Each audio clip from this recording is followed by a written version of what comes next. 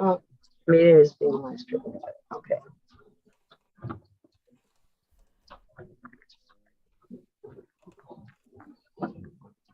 Gokee.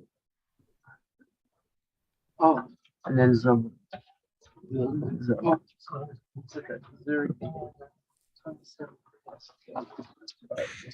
At 10:59 in the morning, we are live streaming on YouTube and on the Zoom.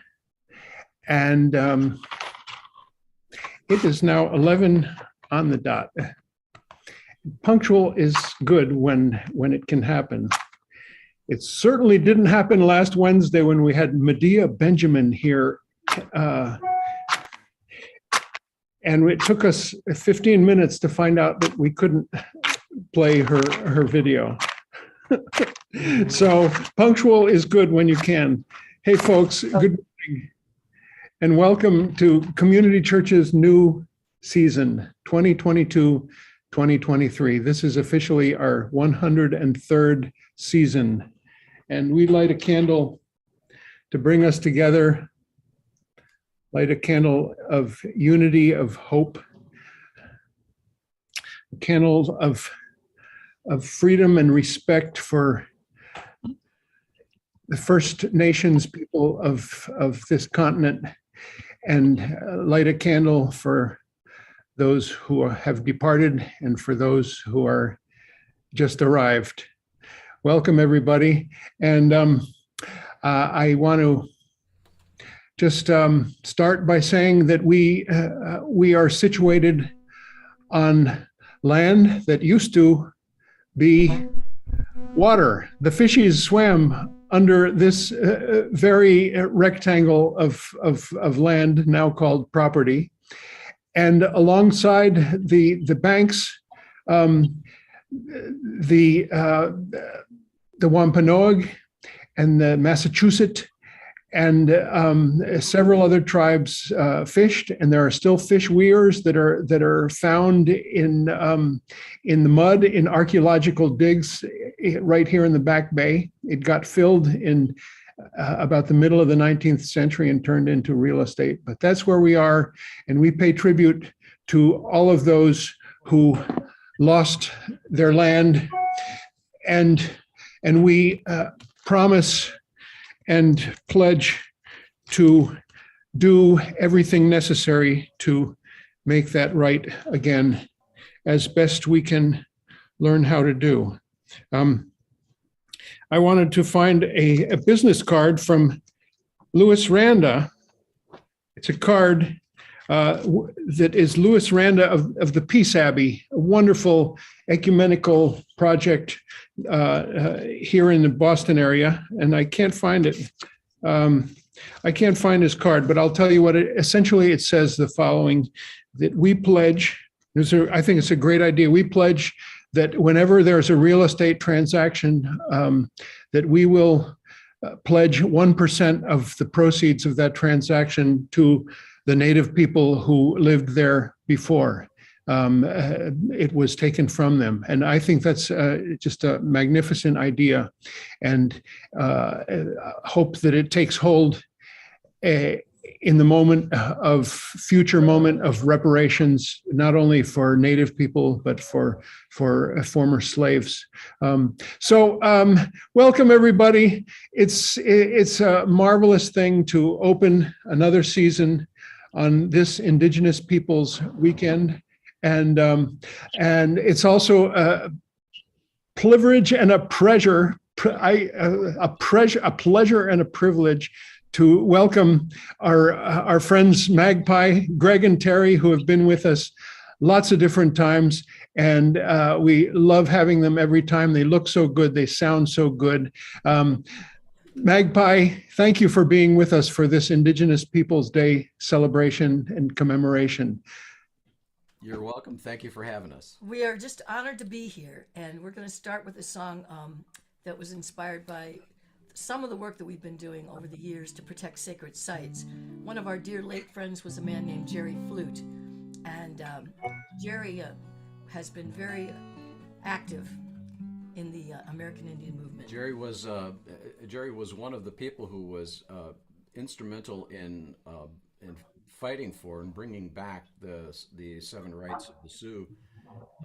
He was the tribal chairman of the Sisseton Dakota, and he brought back the Chanumpa, the Inipi, the Sundance to his own community in northeastern South Dakota. Jerry was a good friend of ours, and we did some work with him through the Medicine Wheel Coalition, which was a group of tribal elders who were trying to save the Bighorn Medicine Wheel in north central Wyoming, as well as other sacred sites.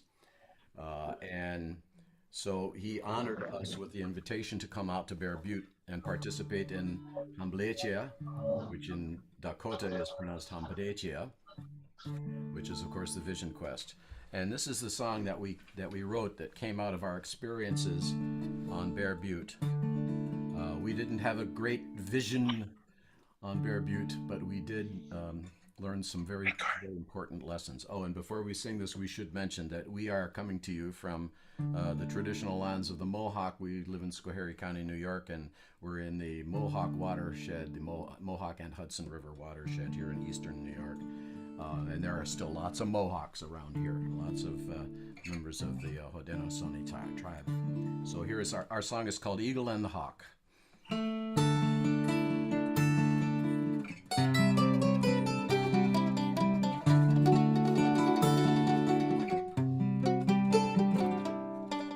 Out across the prairie, cloud shadows on the run. Miles away I see them chased by wind and cast by sun. The spirit on this mountain today and yesterday is a song you feel within you that the wind and trees do play.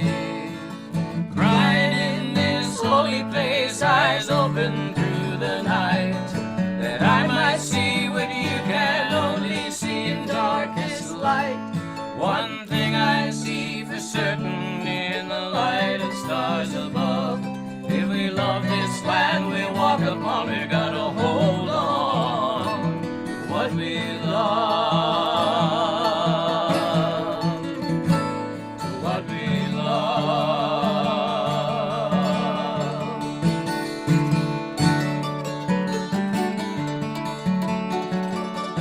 So high above the prairie that you can barely see, soars a spotted eagle, so easy and so free.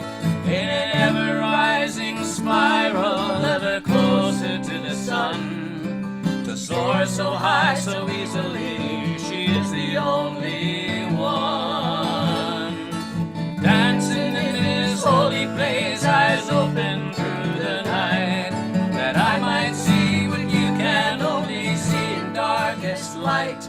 One thing I see for certain in the light of stars above, if we love this land we walk upon, we gotta hold on to what we love, to what we love.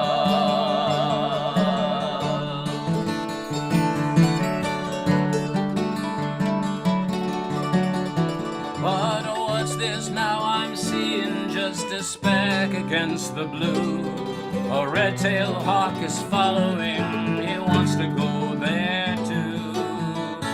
But for him it's not so easy to ride the currents high. He soars and falls and beats again, struggling to fly. Right in this holy place, eyes open through the night, that I might see what you can only see in darkest light. One thing I see for certain in the light of stars above, if we love this land we walk upon, we gotta hold on to what we love, to what we love.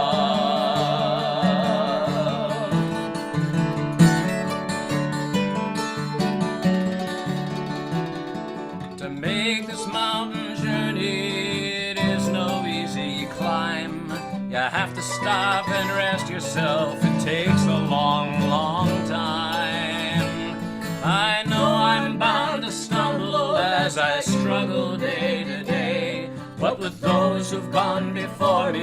I'm walking on this way, listening in this holy place, eyes open through the night, that I might see what you can only see in darkest light. One thing I see for certain in the light of the stars above, if we love this land we walk upon, we've got to hold on to what we love, to what we love. Crying in this holy place, eyes open through the night, that I might see what you can only see in darkest light. One thing I see for certain in the light of the stars above, if we love this land we walk upon, we gotta hold on to what we love, to what we love.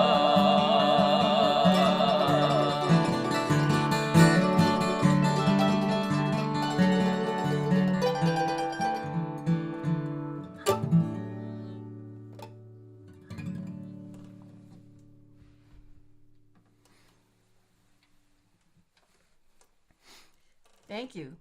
Dean, we don't hear you. That's beautiful. Thank you. And I was muted while there was thunderous applause in the room for you. Thank you, Magpie. I have a bunch of little churchy things about this space and about the community church that I want to share with you. I think what I'm going to do first is give you a walk with my phone around the room. If I can find, I joined the meeting with, there's two of me on in attendance at community church right now. And yeah, here it is. And the reason there's two of me is that I want to walk you around the room and show you just a beautiful transformation that just happened here in the auditorium. We have put up a gallery display of the paintings of Diane Esmond, the mother of our longtime friend and presenter and member Victor Wallace. And we are planning a whole weekend of events around the welcoming of this display to our walls. Diane Esmond lived from 1910 to 1982, and she was a French woman, and impressionist and post-impressionist, and then abstract painter. And she fled Germany with her infant son, Victor, and came to the United States. She fled France, I'm sorry, I said that wrong, and lived in the US during the war and then returned to France. And Victor stayed in the US with his father. I believe that's the story. And now there is this incredible legacy of paintings, and we are celebrating them. And I'm just going to real quick walk you around the room with this. That is my camera, and that is our banner, just so you see what we enjoy here. This is behind the banner, but let's go straight over. That one is sold already.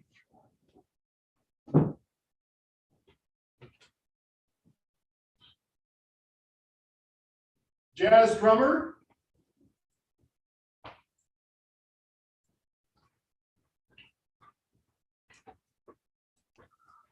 Dean, can you tell us the titles of the paintings?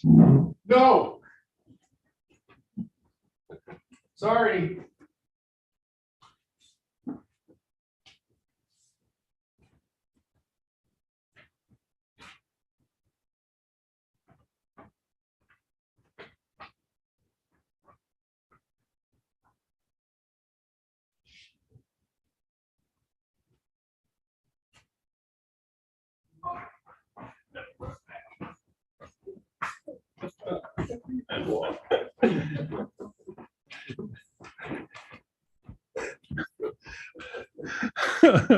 Wasn't that fun? I'm sorry if it took too long.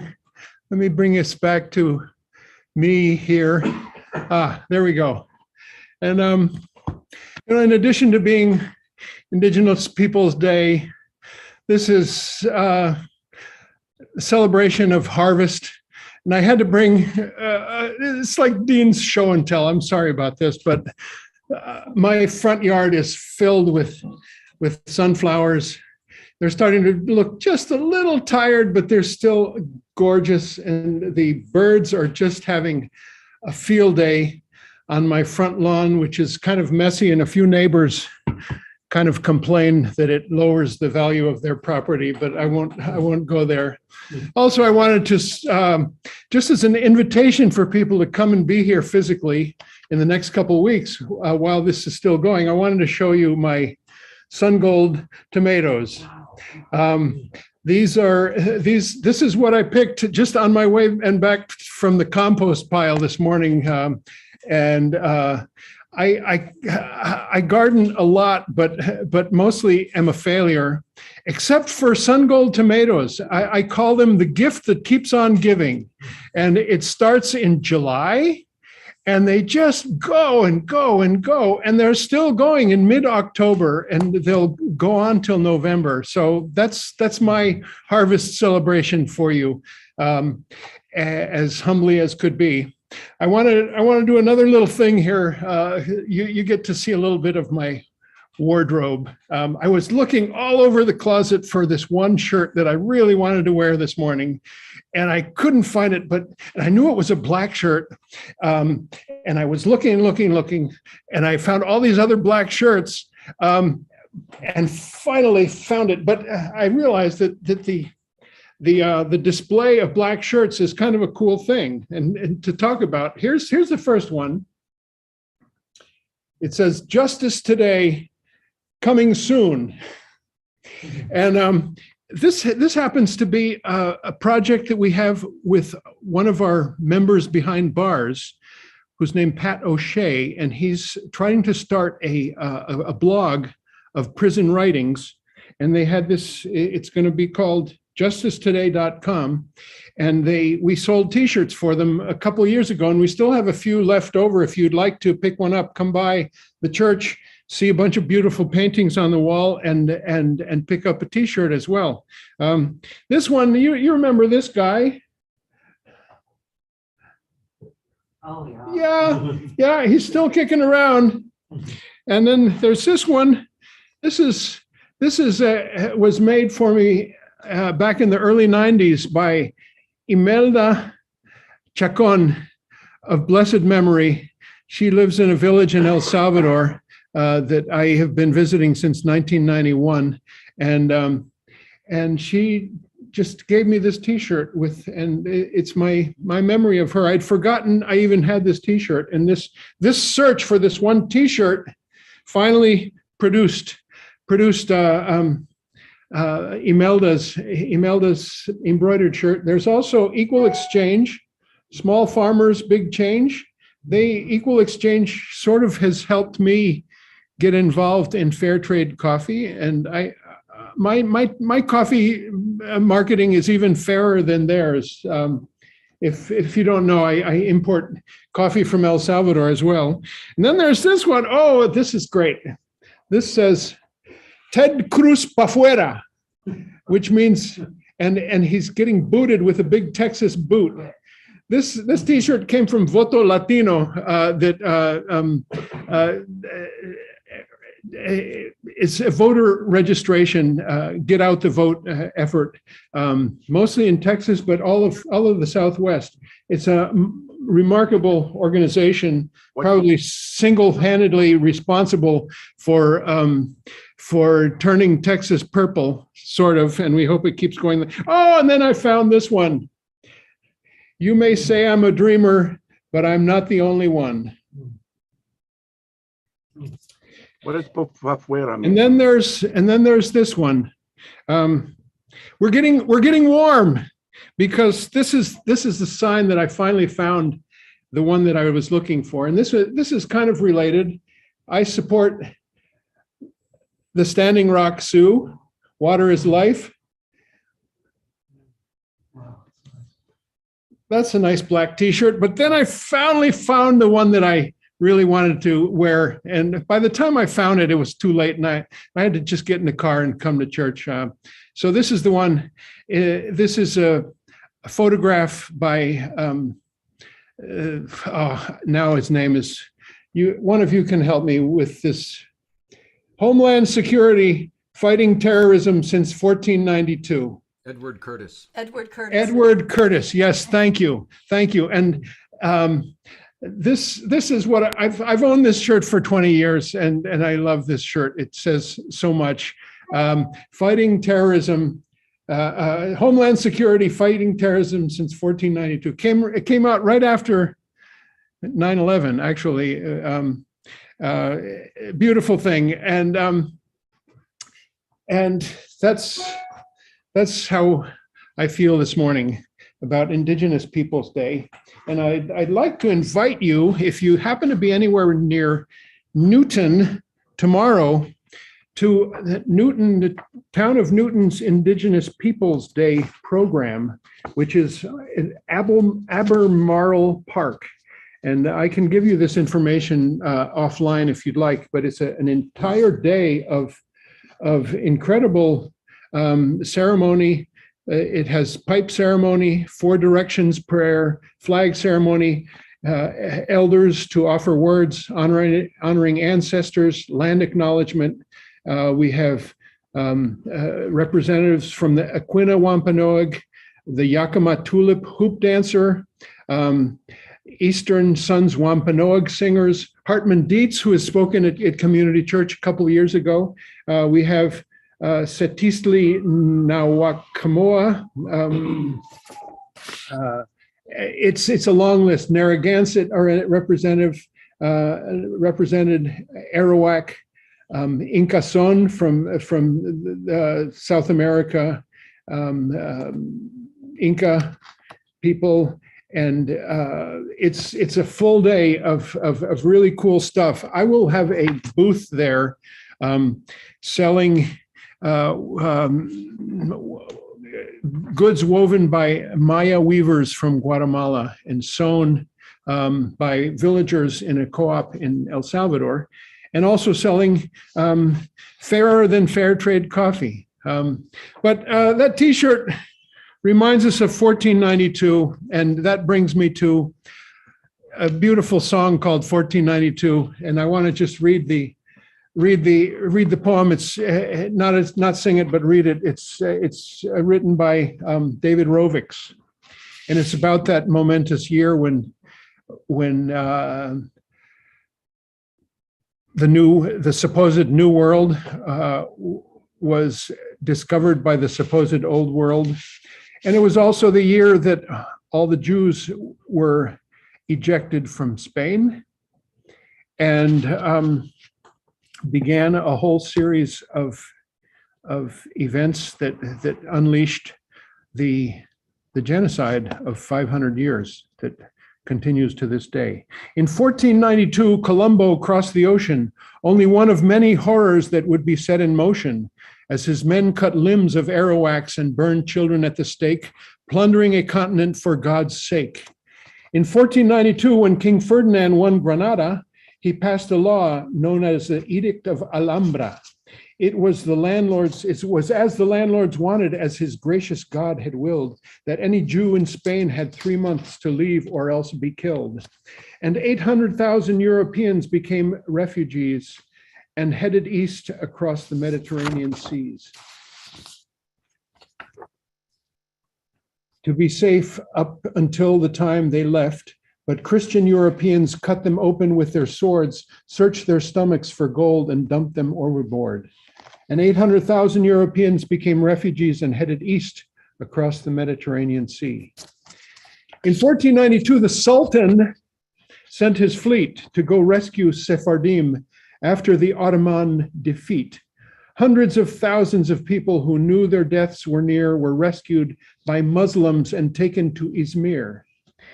In 1492, the Sultan said, "That's fine, if they'd impoverish their kingdom just to enrich mine." The Sultan also passed an edict. He said, "Welcome home. Now treat your new neighbors as if they were your own."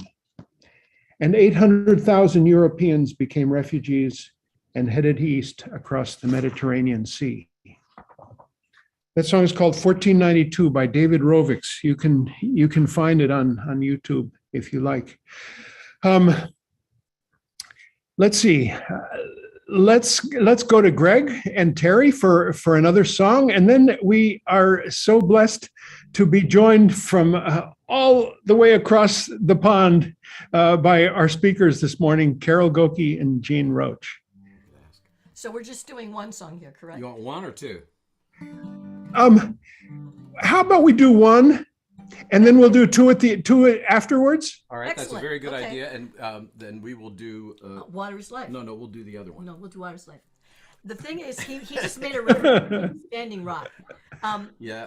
Because, we have been working, as I was saying, with our friend Jerry Flute, our late friend Jerry Flute, many years on protecting sacred sites and other issues that are facing our First Nations. Jerry's son David became the tribal chairman of the Sisseton Dakota, a very good friend of all the folks at Standing Rock, and did a lot of logistical support during the big struggles there a couple of years back.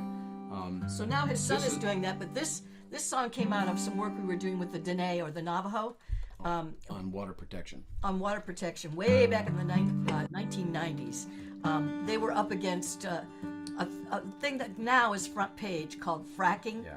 Only they were fracking on their land that was radioactive and causing lots of problems. Fracking there is a really serious problem. So As anyway, if it weren't a serious problem everywhere. before it became the banner of Standing Rock, it has always been water is life. Ni wichoni.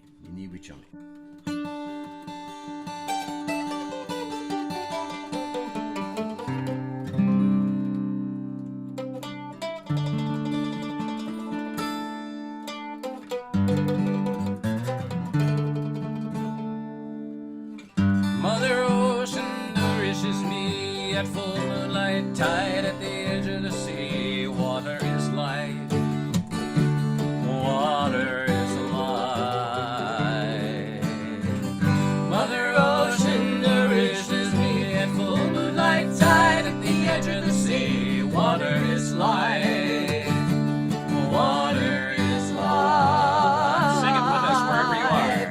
Mother Ocean nourishes me at full moonlight tide at the edge of the sea. Water is life. Water is life.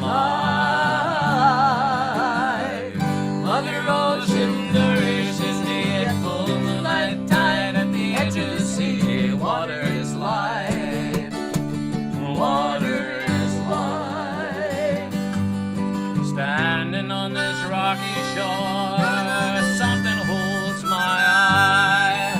On that perfect partition line where water meets the sky. I don't need a mighty ship sailing across the sea. 4 fathoms deep within I know what you mean to me. Mother Ocean nourishes me at full moonlight tide at the edge of the sea. Water is life. Water is life. Mother Ocean nourishes me at full moonlight tide at the edge of the sea. Water is life. Water is life.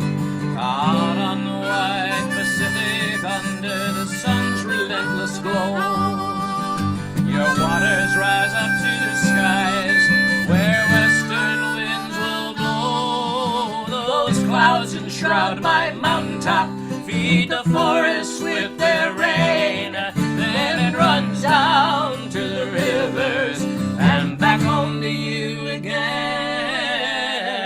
Mother Ocean nourishes me at full moonlight tide at the edge of the sea. Water is life. Water is life. Mother Ocean nourishes me at the edge of the sea.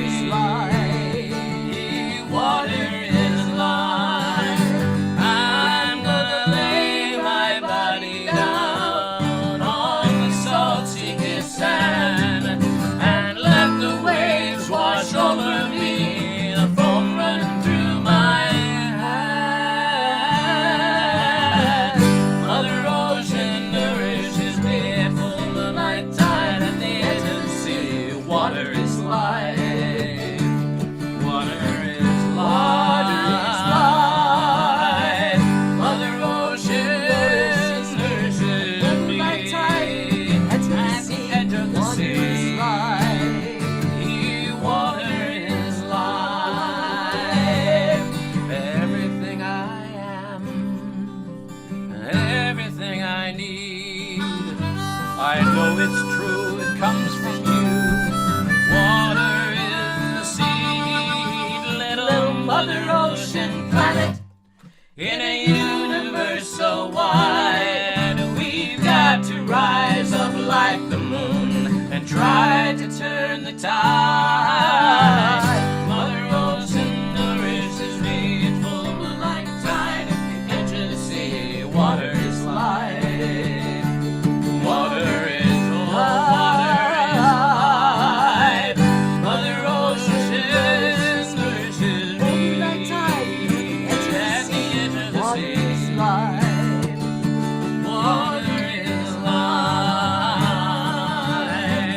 Mother Ocean nourishes me in full moonlight tide. At the edge of the sea, water is life. Water is life. Mother Ocean nourishes me in full moonlight tide. At the edge of the sea, water is life. Water is life. Water is life. Water is life. Water is life. Water is life.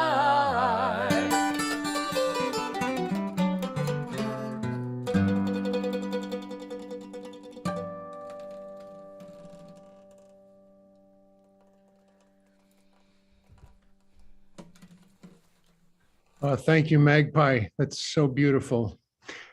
So lovely.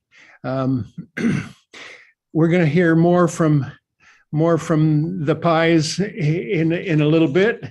But I want to go straight to Carol and Jeanne.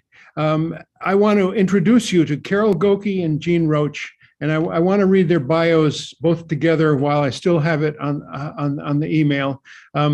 First, Carol Gokee is a former national director of the International Leonard Peltier Defense Committee and longtime advocate for Leonard Peltier's freedom. She is currently working as coordinator for the Rise Up for Peltier Coalition, a group of professionals who work collectively for his urgent clemency from all around the world.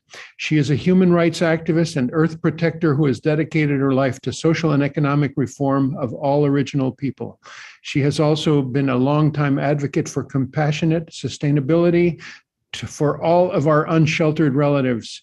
Her family members are from the Great Lakes Band of Anishinaabe. She is mother and grandmother and resides in southern Wisconsin with her oldest granddaughter. And I want to tell you about Jeanne Roach. Jeanne Roach is an artist, activist, and a co-director of the International Leonard Peltier Defense Committee, born and raised in Rapid City, South Dakota, and originally from the Cheyenne River Sioux Reservation. Jeanne is Lakota. She's also a survivor of the 1975 shootout in Oglala, South Dakota. She graduated from the University of New Mexico as an AS in Business Technology and a BA in Native American Studies. Jeanne and Carol, we're so honored that you can join us, even if it is from a train station in Zurich, Switzerland, on your way from one activism to another on behalf of Leonard Peltier. At some point, maybe when we're done with the two of you, we're going to play a little clip from Leonard.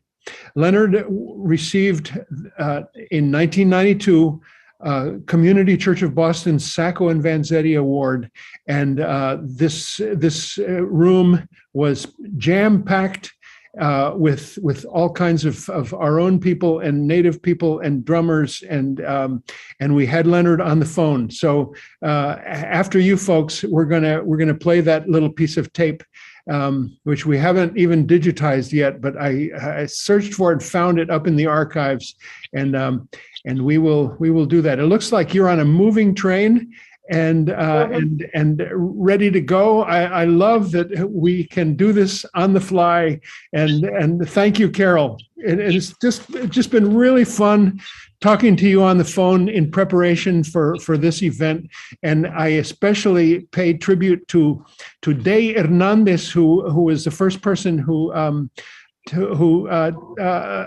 I heard about you on her podcast, which is called When We Fight, We Win. Thank you, Carol, and welcome. Thank you.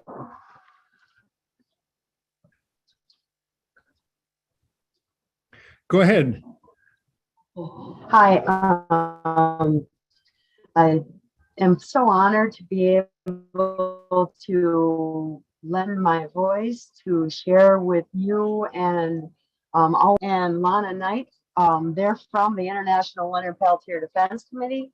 I am from the Rise Up for Peltier Coalition, which is a group of people from around the world that have always been struggling or fighting for his release, but we decided that we all would we'd fight better together. Okay, our voices are much louder when we include others, and so internationally we've done awareness tours in the United States, and now we're abroad as the United Nations put out a 17-page report. The working group on arbitrary detention, citing and keeping Leonard Peltier detained. And they sent that report to Joe Biden for the immediate release of Leonard Peltier. At the same time, we made plans to come over here to join the 51st Human Rights session on Indigenous peoples and the detention of older people. At the same time, the Democratic National Convention or Committee signed a unanimous support resolution to also release Leonard Peltier. So we're getting a lot of support. We have a wonderful attorney. His name is former Chief Justice Kevin Sharp, and he has been very, very instrumental in this clemency right now because Leonard only has a clemency. Judicially, there's nothing we can do. Everything's been exhausted or compromised. And so the only thing we can do right now is ask Joe Biden to release him. And we are hearing that there are good talks for just that. So we also we've come to Europe, and we started in Paris and Geneva for the Human Rights Session. We went to Paris for a festival of the Americas in which both Jeanne and Lana were able to speak about strong warrior women and boarding school survivors, as Lana is a boarding school survivor. And then we moved down to Geneva again for the 51st Human Rights Session, did some press conferences outside of the UN. And then our group in Italy invited us down to Torino and Milan area. And as they're fighting the high-speed train in the Alps, because it is, they're having I'm not 100% sure, but they're releasing asbestos into the environment. And so we stood in support with them. That's in Sandidero, Italy, in the Susa Valley. So anyways, we walked with them, we joined forces with them, and they supported us with events and social organizations. We've got many people signing support letters, sending them to the president. And then we moved down to Rome, where we found out that Leonard Peltier was made a citizen of Rome back in 1992.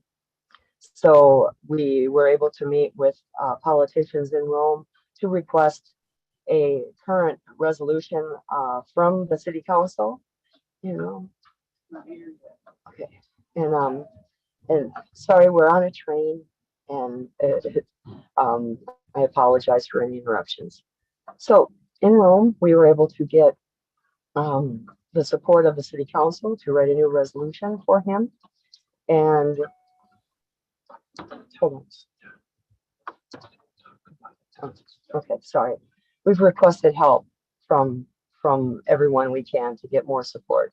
We are now en route to Germany to request. Sorry. Yes, to meet with environmental groups in Germany, and then back to Paris, and then back to the States mid-October. So that's where we're at right now.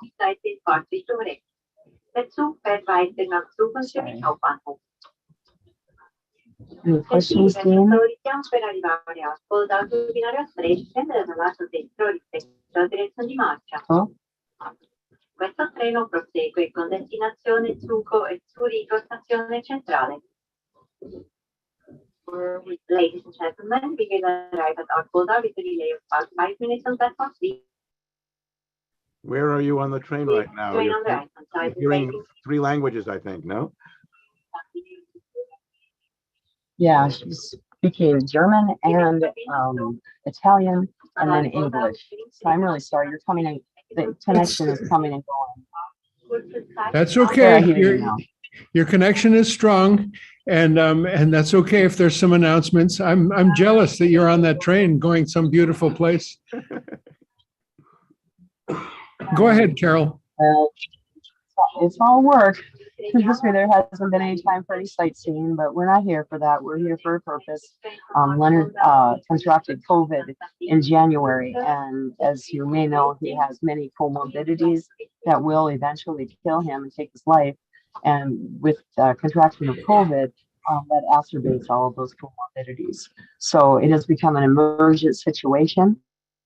Also, he has lost a lot of weight since type 2 or type 1 diabetes was set in.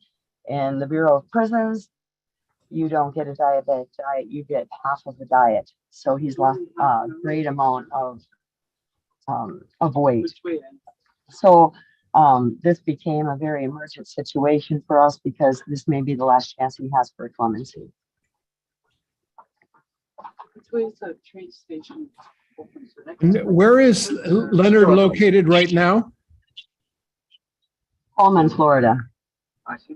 Pullman, Florida. We have the recording we're going to play later is from Leavenworth, from a phone in Leavenworth, where he was for how many decades? Who knows? In 1992, he had already been in for 15 years or so. So, Carol, we'd love to hear from Jeanne. Is she with you right there? Or? She is. We're kind of coming to a stop right now, and we have some people trying to get off the train. Oh, so okay. she's over on the side. There's a platform over here. Okay. So I'm going to go ahead and give the headphones and the phone to Jeanne so she can speak with you. Okay, Thank you. I think we lost them. Did we lose Carol and Jeanne? Well, they'll be back. What do you say we take this moment to listen to Leonard?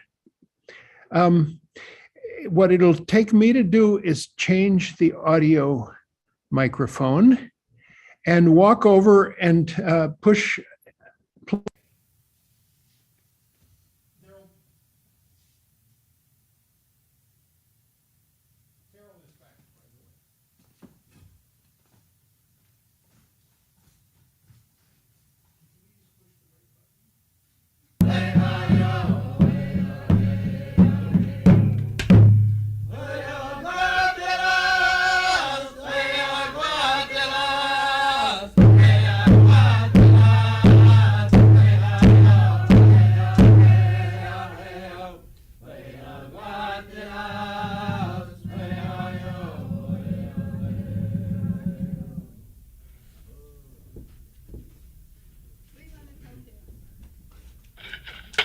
Leonard? Yes, sir. Are you hearing them now? Yes, I do. Good. Okay, I'm going to hang this one up. All right. And you're on with everybody. All right. Leonard. Leonard, you there? This is Leonard. Can you hear us, Leonard?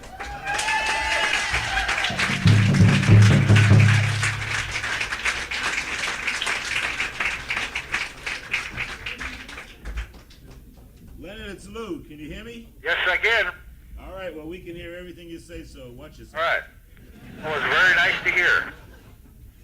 All right, you got a big crowd here, and we just finished that song, as you heard. So now we want to hear what you have to say, man. Well, I want to thank everybody for being there, of course, and for the continued support. And I think we have some reason to be optimistic. There's a lot of things moving, publicity-wise anyway, worldwide. And I think with all the public pressure, maybe the courts will do something this time. If not, we're just going to have to continue with public pressure until somebody in government can do something about this case. And it's going to be a lot of hard work for everybody, but I know everybody's been hanging in there with me for 16 years, and I appreciate it and love all you people that have been doing this for me. And I really appreciate this award that's being presented to me. And I'm very, very grateful. And I love yous all.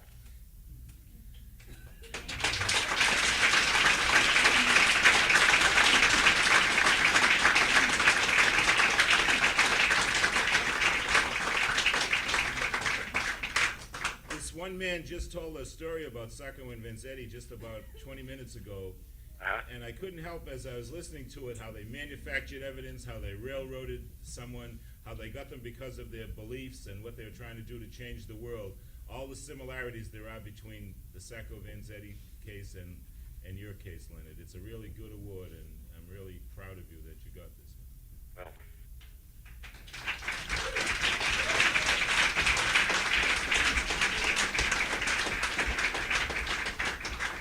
Mr. Peltier, I'm Jack Mendelson, the interim minister here at Community Church.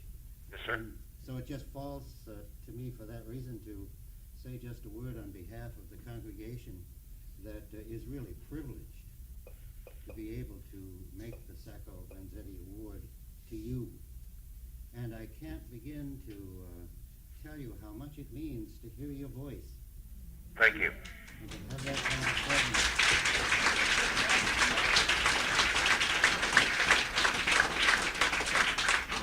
It's really a thrill for us to have your voice filling this room. All right. Well, I will have to say, the Oh, only thing that would be better would be Right. to have you yourself here.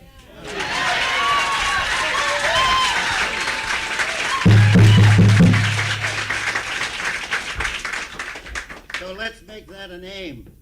all right. Sometime within the... Thank you very much for the award, and I feel very honored that you presented it to me. The honor is all ours, and bless you. Thank you very much.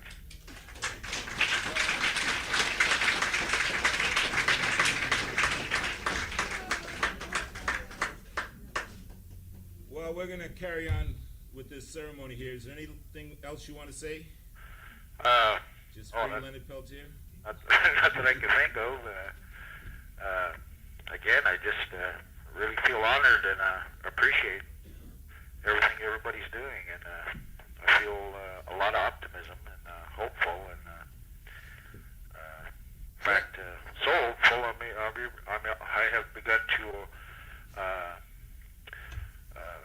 start a new life for myself, and I guess you guys all met Lisa. Yes, we did. That's the best part of the trip so far. I hear you, man. Jack said you should say a little something about your artwork, how people can get originals or reproductions or... Well, I have 3 lithographs out that can be got from global galleries in Boston. Arlen Johnson Global Galleries. I don't have the phone number with me or the information with me. Yeah, Jack has But that. the artwork, you can contact Lisa at the office, who's handling all that stuff for me. And I'm starting to develop into a pretty serious artist. It's something I've always wanted to do, and I feel real good about the way my art's turning out, and I hope to get even better. And I hope eventually I can make a living off of it, provide for myself and my new family once I'm out of this place. But I really enjoy it. It's very good therapy in here, and it helps me relax. It helps me go on. It helps all of us too as we go around to different places and people talking about killing people and that sort of thing, and then we show them this work that you're doing there. It helps people understand. Right. Right. Well, that's my intention. I wanted to show people, some of my good side. I hope to express it through that, through the art world. Well, you're doing that for sure, brother. All right. You take care of yourself. We'll be down to see you in a couple of weeks. And Right. you know that everybody here loves you and is supporting you. And by the time we get finished talking to them today, we're going to have them enlisted in the Army to free Leonard Peltier. All right. That's what.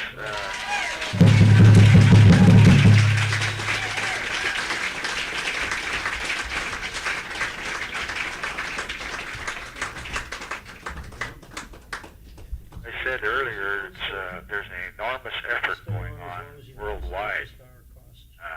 It's still going to take a lot more hard work, and I'm encouraging all of you there to get directly involved. We're always organizing something or got something, developing something, and it's going to still going to take a bigger effort. So if all of you there would, make that commitment to really get involved, I know it'll shorten my stay here. And I've been in 16 years now, and I want the hell out of here. That's a little bit too long. But I'm going to hang in there. I mean, there's nothing going to make me weak. So I want you to all know that. Be strong. I want to walk out of here with some dignity and respect and some honor. And whether it's an old man or a young man, such as I am right now, Too late for that, Leonard. You have to walk out of here like that. Leonard, it's Jack. Hey, brother. Hey, how you doing, Leonard? All right. Would you want people to focus on Senator Inouye or the 8th Circuit, or how should people approach it specifically right now? Well, we have to concentrate on the 8th Circuit now. As soon as there's judges appointed, Lisa and I in the office will write up a draft, a sample letter quoting some of the issues that we're appealing on, and distribute it all within the United States and throughout the world to have people write letters to the 8th Circuit.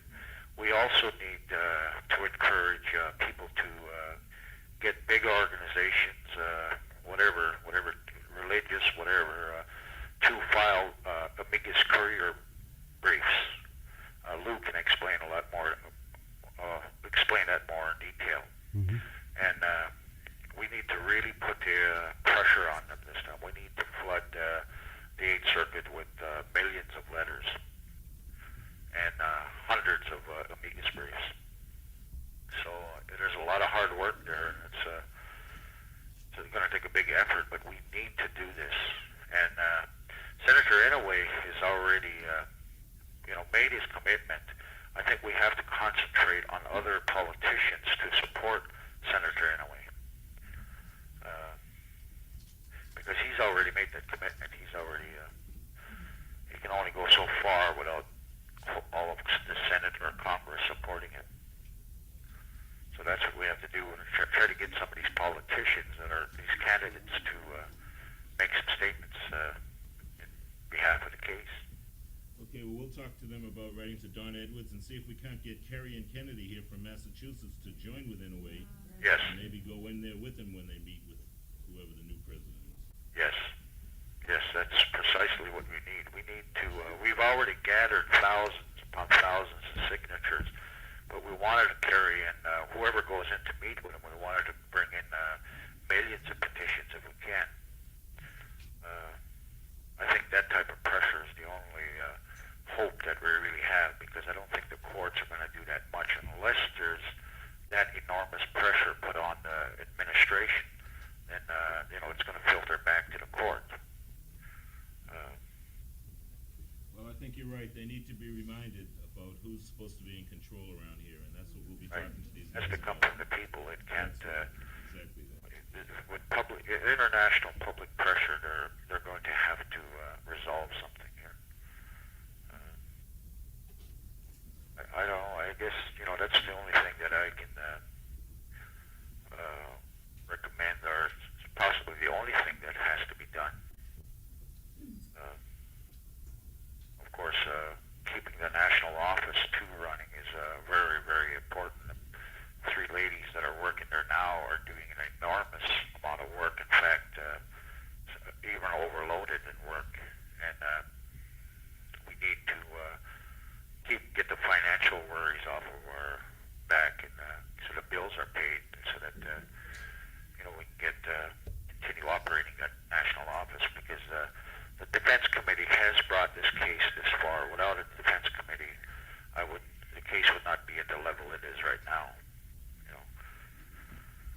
Sure, Leonard. all kinds of, those are the main areas that we need help in. And of course, we need to organize a think tank, get a number of powerful people, politicians, whatever, organizers, whatever, ministers, and really develop a very strong political block of power to give all of our supporters direction, so that the army of people out there can know positively what has to be done and which direction they're going to.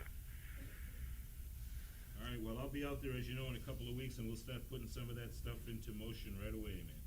Right. All Mr. right. Mr. Peltier, we're going to hear right now from Jack McGee and Louis Gerwitz.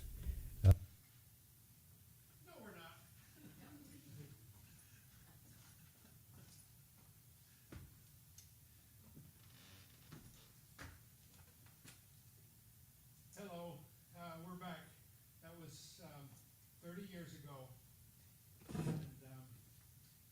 it's a wonderful thing. That piece of cassette will be.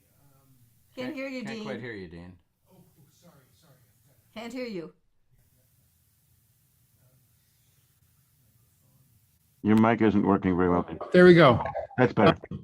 That was 30 years ago, Leonard Peltier, and that piece of cassette will be digitized and put up on our YouTube channel, just for folks to have it there to listen to it, as will a lot of other things that we're finding up in those archives. Well, I think that we have lost Carol and Jeanne. They were on a train from Zurich to Italy, and so we want to continue. I've got a little reading from Galiano about this day, and it's very very much the perfect reading. It's called October 12th is the actual supposedly Columbus Day, but Indigenous Peoples Day, and this is the entry in this book. Children of the Days for October 12th. In 1492, the natives discovered they were Indians. They discovered they lived in America. They discovered they were naked. They discovered there was sin. They discovered they owed obedience to a king and a queen from another world and a god from some other heaven. And this god had invented guilt and clothing and had ordered burned alive all who worshiped the sun and the moon and the earth and the rain that moistens it. Eduardo Galeano, the Uruguayan writer who I so much admire and read from often here at Community Church. Hey, Magpies, would you like to do a couple of songs for us? Sure. Take it away. This one is written by our dear friend Joel Mavis. Some of you may know him. But he just wrote this beautiful song that we thought we would share with you. We don't know how many years ago. So our feeling about this is, okay, the word in this song is amnesty. And of course, everyone now talks about clemency. Clemency is certainly appropriate considering that now Leonard has been in prison for 45 years.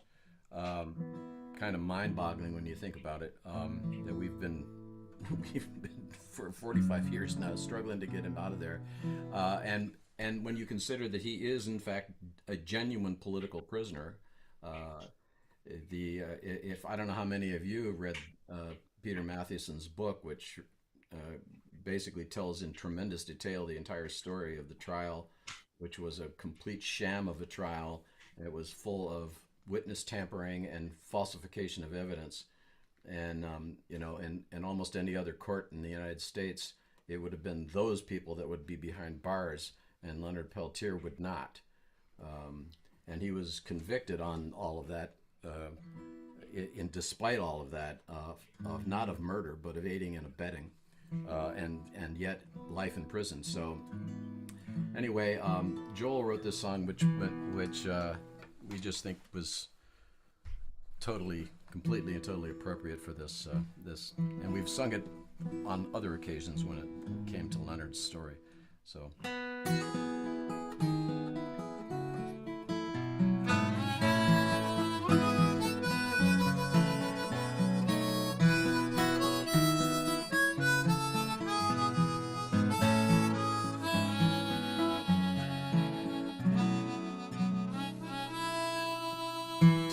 Tonight as we all sing and play in a place not far away, I know one who cannot say the thought that she is keeping,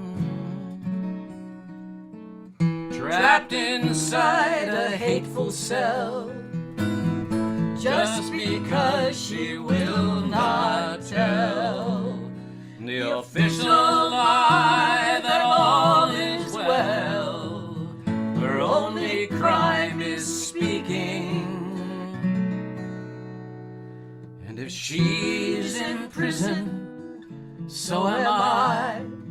If she can't speak, then how can I hold my tongue and turn my eye till she goes free? How can I?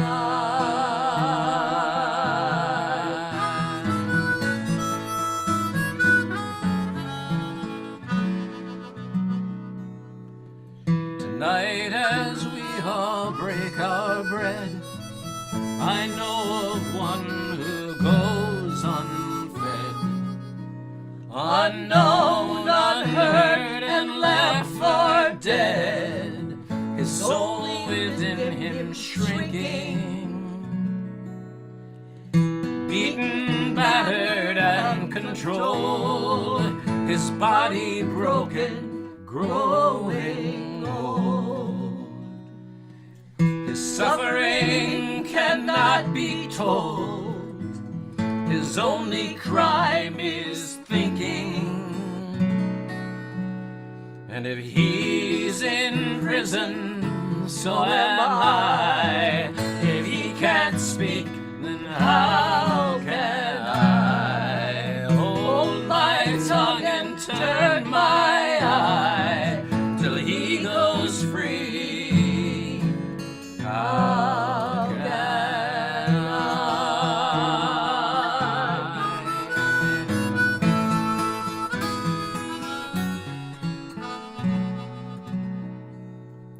Tonight we all must stand the test.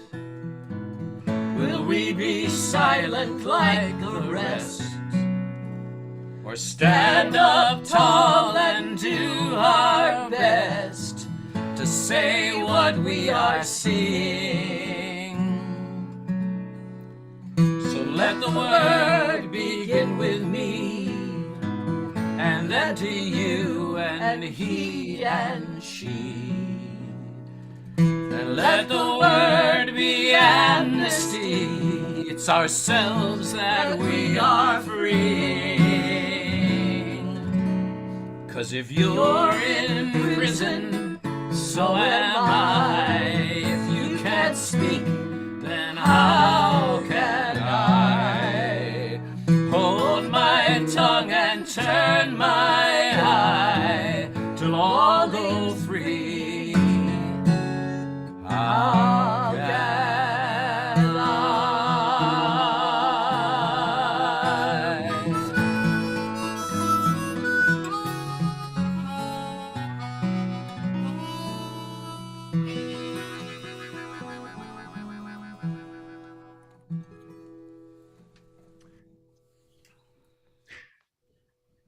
Beautiful. None of us are free until if one of us is chained.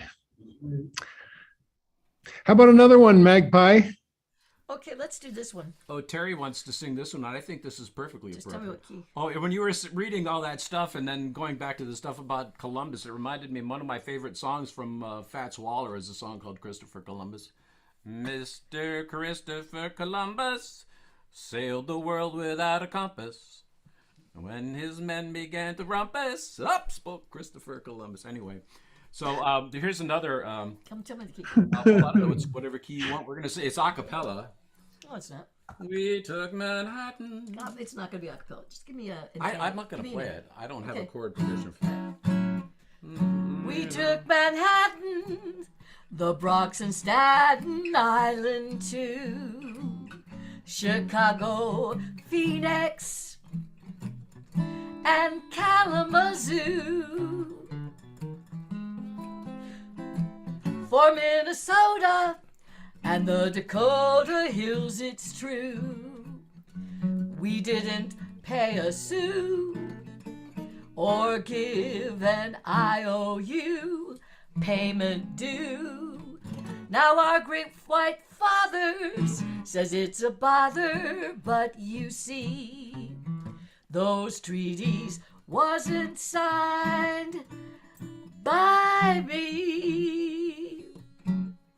We promise long as the grasses grow, long as the rivers flow, we'll not forsake you, but that was long ago. Yes, we took Manhattan, the Bronx and Staten Island too. Now we take back our word to you. If a treaty is just a toy to be broke by some good old boy, I say Manhattan goes back to the Iroquois. Just, First Nation friends of ours, they always talk about the sacred and the profane, that they're equal, and there should always be a balance. There should always be a balance between them. And this was written by Jeanne way back, and we didn't really practice it up, but I just love the idea of it. It's just clever. Even though Manhattan wouldn't go back to the Iroquois. But anyway, so that's one little ditty we wanted to share with you. Do you want to do another one, or do you have anything else going on there? Because we could sing another one. We can't reconnect with... No, unfortunately, we lost Carol and Jeanne. I really wanted to hear from Jeanne. She is a survivor of the shootout and the standoff, and basically her testimony, which I hope to get and add to this YouTube segment eventually, when we have a good, stable connection and can really hear from her.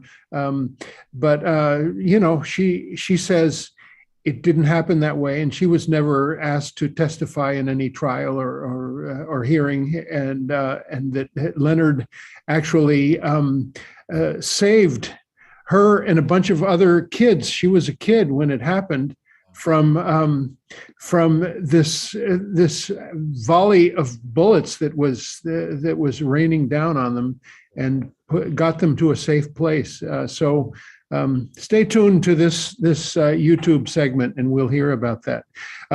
Hey, Leonard. Her too, because she was also a victim of those schools where they, took them, and yes, and which isn't something that's still going on today, and unfortunately being uncovered in places like Canada, where it was happening the whole time. Well, I wanted to. After we hear from Leonard is chomping at the bit to show us some more T-shirts. He wants to try and stump my T-shirt collection. No. First, I want to say, Greg and Terry, it's always a pleasure to hear. Each time it's even better. And a quick question: you mentioned a woman and a man in the Amnesty song. Were there specific people thought of in that song? But I'm a survivor of Kent and Jackson State, and so freedom of speech was huge for me, and always it has been since that moment in history. But I think he was trying to be universal. Yeah. Right. No, I just wondered if it was specific. It was a beautiful song and beautifully done. Okay, let's go back to the Indigenous peoples theme that we've been talking about. I wanted to show you a couple of things. First, this year is, of course, the 30th anniversary of the quincentennial, when the Puffin Foundation commissioned me to write an opera called New World, an opera about what Columbus did to the, quote, Indians. And I just this past month, finally, after 30 years, subtitled it. So it's available. I put the link in the chat. But the people that were playing the event, the instrumentals, were wearing these shirts, and I want to show you them. This one says, see if I can straighten that out so you can read it. Yeah. In 1492, Native Americans discovered Columbus, lost at sea. Right? There it is. That was one of them. And then another one said here, Columbus didn't discover America. He invaded it. There it is. Right? Yeah, yeah. Okay. And then the third one was on the cover of N magazine, the naturist magazine that Lee Baxendall founded and edited for years. And here you see what would have happened, what should have happened if Columbus had taken the advice of the natives and disrobed and enjoyed the nakedness that is referred to in that poem about the Native Americans. So those three shirts were worn by the players of the opera. And as I say, the opera was my first Puffin Foundation commission. It was directed by Benjamin Spearman. It was only the first opera he directed. He's now directed 125. And the most recent one was Sacco and Vanzetti, which we have talked about and which I am just subtitling now and is going to be launched on Zoom on October 30th. Oh, Dean, I hope we're timing it so it will take place after your morning event on October 30th. And I hope that you can join us. Jerry Kaplan's on the call, and I want to thank him personally for polling all of the members of the Sacco Vanzetti Commemoration Society to endorse that and co-sponsor it. We're sending out flyers as I speak.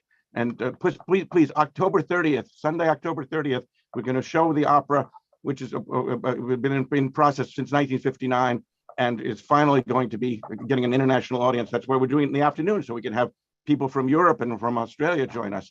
And Dean, thank you so much for all you've done all these years and for letting me speak and mention this. I hope that the flyer that I've sent you can go on the website soon, okay? We will announce and publicize the Sacco and Vanzetti opera. Launch. Launch, October 30th. Hey, one more little piece of media that I want to share with you. If I can figure out how to share the screen, let's get this up and then let's get this share screen. Yes, I hope this works. This is in Canada, and it's a banner, a cloth banner. I think you'd call it a banner, and it has the names of a couple of thousand Native kids lost to during the schools, and it's a little ceremony. Not little, it's huge.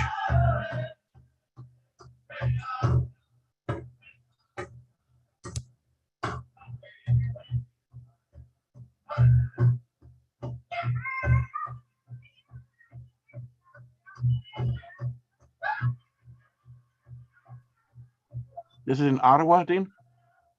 Yes.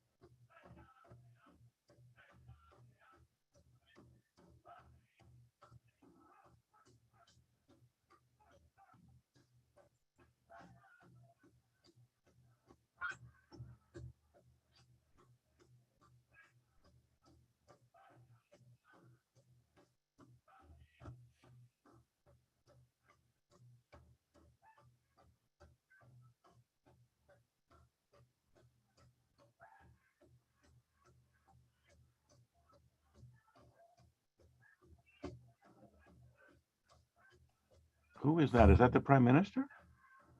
Yes. Trudeau.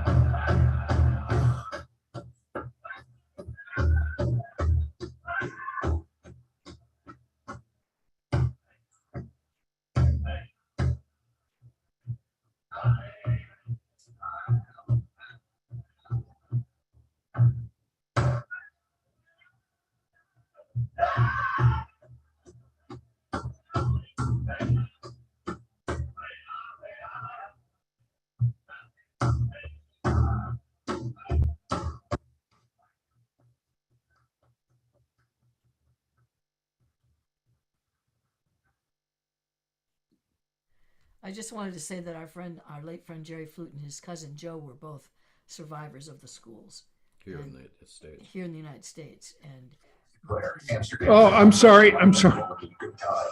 Drinks on me. Sorry. okay. I was just saying that our late friend Jerry Flute and his cousin Joe were both survivors of the schools, and to hear their stories, just like seeing the names, just breaks your heart. We also knew through Jerry a couple of friends of his who had also attended the schools and yet became ministers in, I don't know even what Christian denomination, but Christian churches. And when we were at Bear Butte in 1993, they were there trying to basically have a foot in two canoes, one foot in two canoes, right? As they say, and trying to be Christians at the same time they were experiencing and participating in what should have been their cultural, spiritual, ceremonial tradition. And it was an interesting thing to us to find out that what happened for those who survived the schools, obviously there were lots and lots of people who did survive the schools, but still among us. There was really irreparable harm done to their own perception, their own cosmology, their own traditional perception of the world in terms of religion, in terms of spirituality and ceremony. For a lot of them, they never really regained that. They were, even though they may have re-entered, if they were fortunate, they may have re-entered the ceremonial traditions of the tribe if they got back to their community, but in a lot of cases they were still stuck with that Christian view, that Christian worldview and Christian spiritual view. Jerry's job in D.C. was to work with lawyers to protect all the religions of all the tribes. He traveled, not just the Cheyenne, the Dakota, Nakota, the Hidatsa, the all the different tribes. He was trying to gain back their rights to their own religion. And so much had been lost that when he traveled around from tribe to tribe, from place to place in the country, he was an executive director of the Association on American Indian Affairs, and he showed us lots of cases where ceremonial traditions had been so thoroughly destroyed that the people basically adopted whatever they could get. And so he went out to the Pacific Northwest, and he participated in local ceremonies with some people out there who had no traditional ceremonial memory, and they had no songs. And so what were they singing? What were they doing? They were doing Lakota songs where they were singing about Pahasapa, which is the Black Hills, and they were singing in Lakota around a circle drum. And so yet they were not that tribe. Yeah, it was just absolutely chilling to find out how insidious and how widespread the effects of that religious indoctrination had become. And just sitting here, that just nearly, I don't know, it raised the hair on my arms to watch that banner go across there, to realize how many thousands were affected that way. It's horrific. Well, among those affected was last year's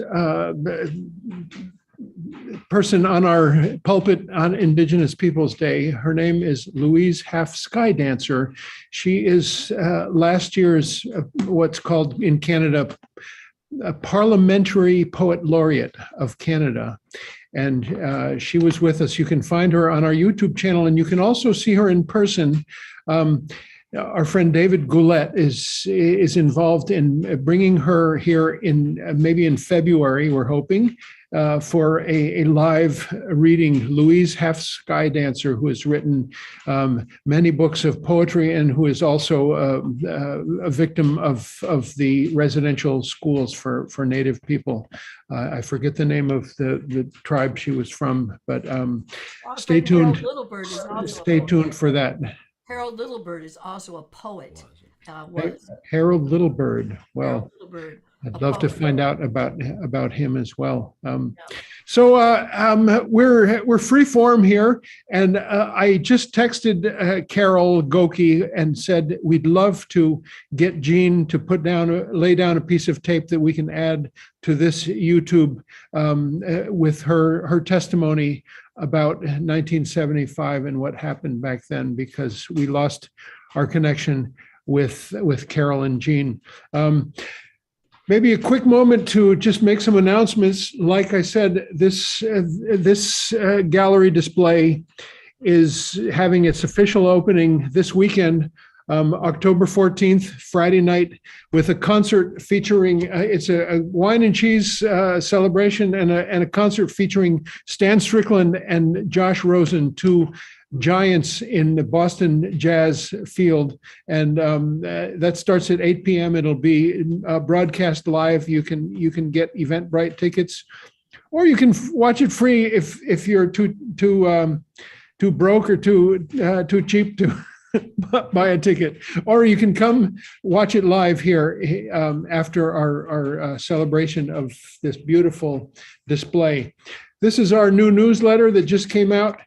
Next Sunday is a very cool program. John Pilger, filmmaker, Australian, who lives in England now, will be joining us after a viewing of his film that he produced about 4 or 5 years ago that's called The Coming War on China. John Pilger will be with us. This claims that the music is Magpie, but that's a lie. The music is actually our friend Colleen Katau, who will be joining us instead of what it says on the newsletter. A bunch of other great stuff. Jason Leiden used to be our minister. He's bringing a gang of teenagers from his church in Chicago, and they're doing a little field trip to Boston. They'll all be sleeping on the floor in the church.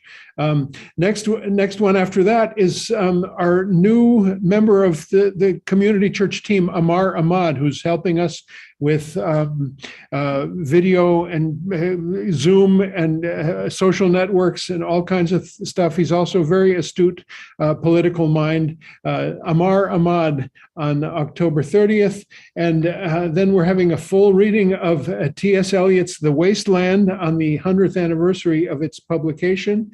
And Mark Solomon joins us the week after that to give a synopsis on the elections, which he has done for decades at Community Church. Mark Solomon's involvement with us goes back to the 60s. Mark Solomon is 90 something, and I hope you can come physically that day. It's November 13th, because we're having a luncheon in honor of Mark Solomon that day. A few more things to tell you about, which is a couple of events around Palestine.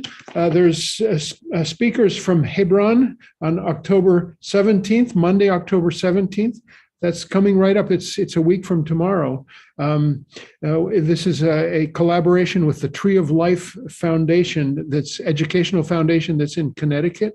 And we've done some collaborations with them before. They're bringing speakers from Hebron, Palestinian folks, as well as accompanists who have been part of accompaniment teams who have eyes on the human rights abuses that happen there. Later in the month, we have a collaboration with American Friends Service Committee, and it's a program about Gaza. I can't tell you exactly the date there, but all kinds of good stuff.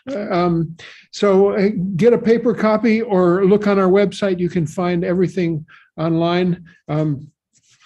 And don't forget this gallery display this weekend. There's 3 events celebrating that.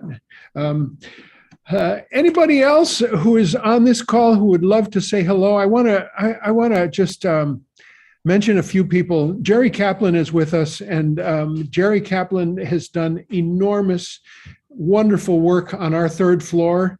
On collating and compiling and organizing and chronologizing the Bob Datilio collection, which is Sacco and Vanzetti materials that are just a remarkable treasure trove.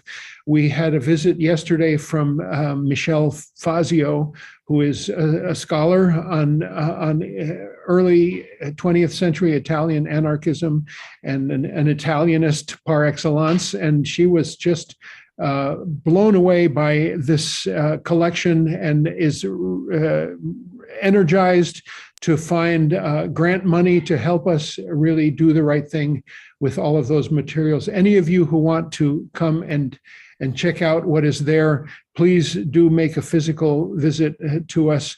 We have open houses on Wednesday.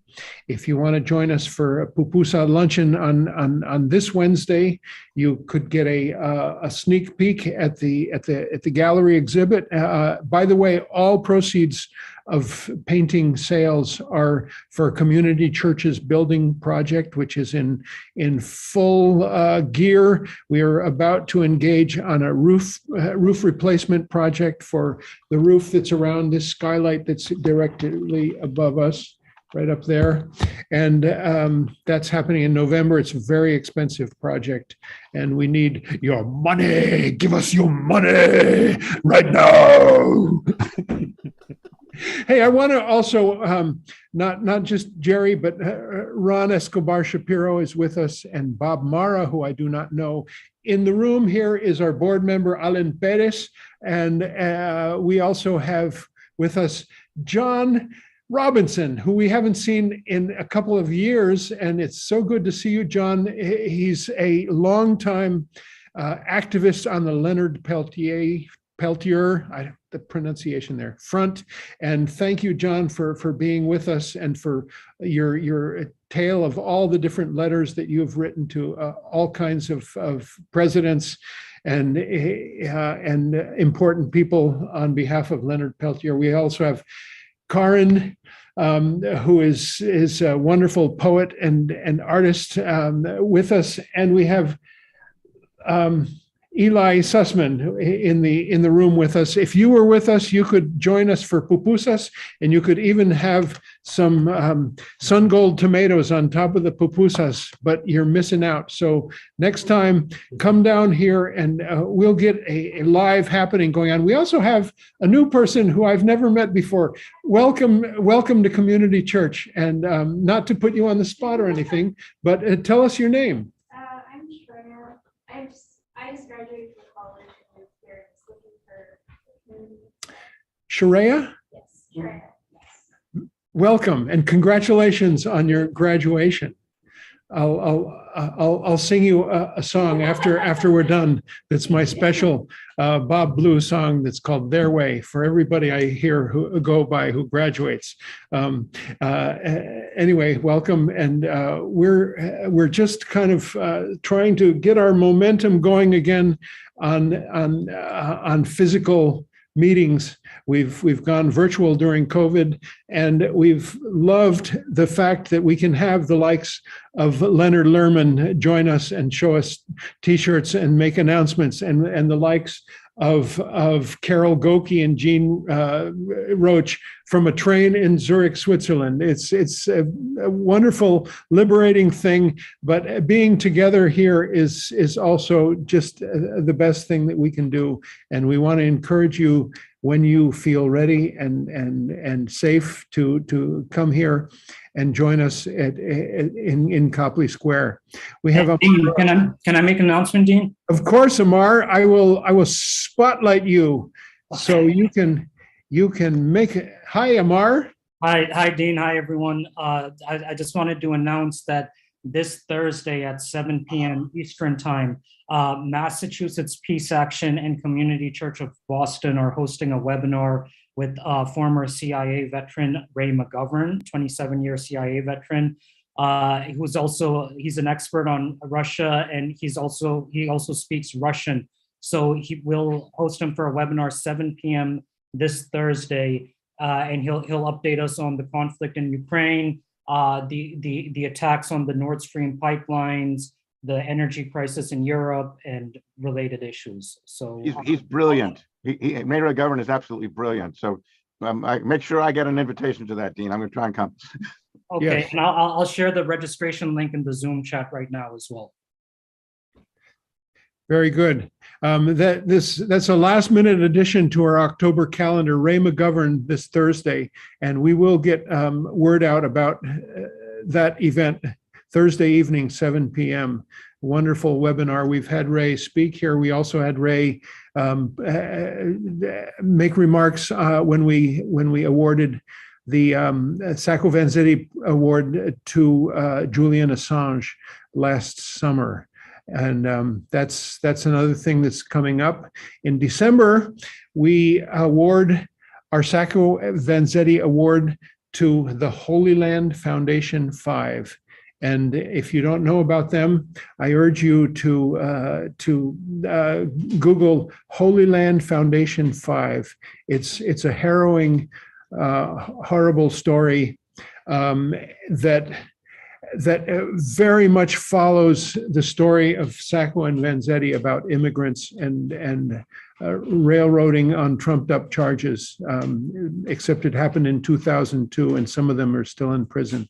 The Holy Land Foundation 5, Miko Peled is who will be helping us with that event. Miko just wrote a book about the Holy Land Foundation 5. I want to put out this candle or hold up this candle for a fallen, wonderful Palestine activist. Her name is Diana Diggs. Diana Diggs was a member of UUs for Justice in the Middle East, and just a very active activist on that front, and frequent traveler to Palestine and to the Middle East, a fluent Arabic speaker. And we have lost Diana, and it's a sorry loss. There will be a memorial service for Diana on November 12th. And that will be at her church and my wife's church also, that's called the Theodore Parker Unitarian Universalist Church in West Roxbury, a part of Boston. Diana Diggs presente. Anyone else who would like to elocute or share an announcement or any final thoughts? I just want to thank you, Dean, for your incredible efforts all these many years, and also to Leonard for his kind words and his musical contributions, because my goodness, what a treasure, you know. Both of you are, the church is, and all the people that participate in these incredible events you pull together. Thank you.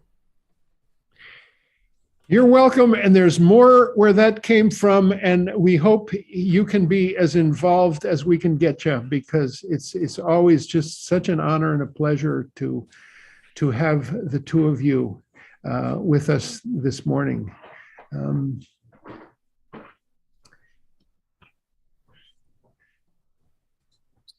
And there's Barry Warner, who I didn't mention, is also in the room. All these different members of Community Church of Boston.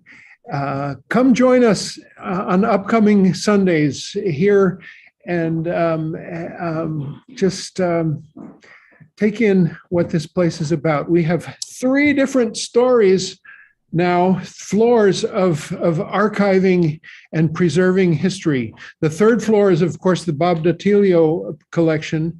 It'll be a library and an archive. The 4th floor, we just took on a new tenant. They're called the History Project, and they are the official documenters of Boston's LGBT history and lore, and we welcome them as our new tenants on the 4th floor. And the 5th floor, of course, is the archives of the Community Church of Boston.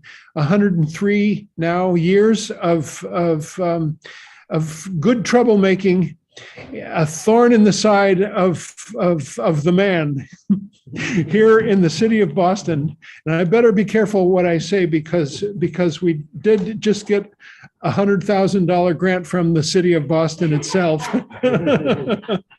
to help fix our roof. And that says something, that maybe we're not blacklisted anymore and we're part of the official history, but still the good trouble part of that official history.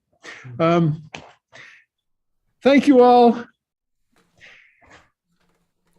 Mis hermanos, la tierra es mi madre. My brothers, the earth is my mother. Mis hermanas, la tierra es tu madre. My sisters, the earth is your mother.